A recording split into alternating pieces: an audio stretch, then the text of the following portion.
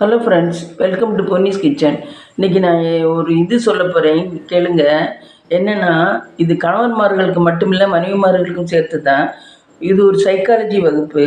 அதில் ஆசிரியர் இன்றைக்கி சொல்கிறாரு, நாம் ஒரு கேம் விளையாட போகிறோம்னு சொல்கிறாரு. உடனே பிள்ளைங்க எல்லாம் என்ன கேம்னு சொல்லி கேட்குதுங்க.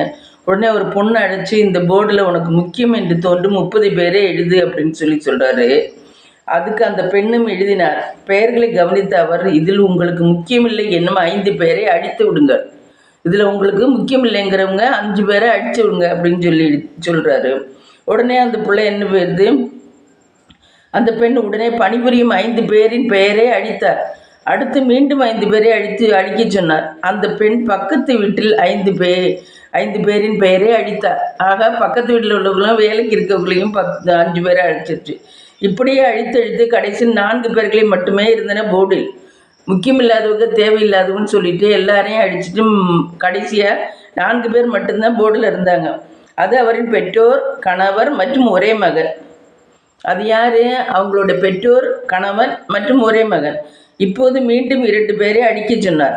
அப்போதுதான் அங்கிருந்த அனைவரும் இங்கே நடப்பது வெறும் விளையாட்டல்ல, விளையாட்டு இல்லை என்பதை உணர்ந்தனர். வேறு வழியே இல்லாமல் அரை மனதுடன் அவளின் பெற்றோர் பெயரை அழித்தார் அந்த பெண். வேறு மனசே இல்லாமல் தான் அவங்க பெற்றோர் பெயரை அழிச்சிச்சு. ஓ, நமக்கு இவங்க முக்கியம் இல்லை அப்படின்னு சொல்லி அழிச்சிருச்சு. மீண்டும் ஒரு பெயரை அழிக்க சொன்னார் அந்த ஆசிரியர். உடனே அந்த பெண் அழுது கொண்டே நடுங்கும் கரங்களுடன் மிகுந்த வேதனையுடன் அவரது மகனின் பெயரை அழித்து கதறிவிட்டார். பையன் பேரையும் அழிச்சிருச்சு. எனக்கு பையன் முக்கியம் இல்லைங்கிற மாதிரி பையன் பேரையும் அழிச்சிருச்சு.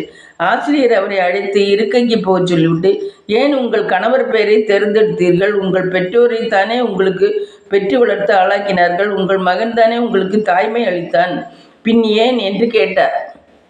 ஆசிரியர் கேட்குறாரு, ஏன் நீங்கள் இந்த மாதிரி பெற்றோர்களை வேண்டான்ட்டீங்க, பையனை வேண்டாட்டீங்க அப்படின்னு சொல்லிட்டு. அதுக்கு அந்த பொண்ணு முழு அரங்கமும் அவளுடன் அவளை அழிக்கப் போகும் பதிலுக்காக காத்திருந்தது. அதற்கு அந்த பெண், இருக்கலாம், என் பெற்றோர் எனக்கு முன்னமே இறந்துவிட வாய்ப்புள்ளது. என் மகன் படிப்பிற்காகவும் அவனது வாழ்க்கைக்காகவும் என்னை பிரிந்துவிட நேரலாம். ஆனால் எப்போதும் என் கூட இருந்து தனது வாழ்க்கை முழுமையை எனக்காக அர்ப்பணிப்பவர் என் கணவர் மட்டுமே. அதனால்தான் என்றார். அதாவது பையனும் பிரிஞ்சு போகிறதுக்கு சான்ஸ் இருக்குது, அம்மா அப்பாவும் எனக்கு முன்னாடி இறந்து போகிறதுக்கு சான்ஸ் இருக்குது.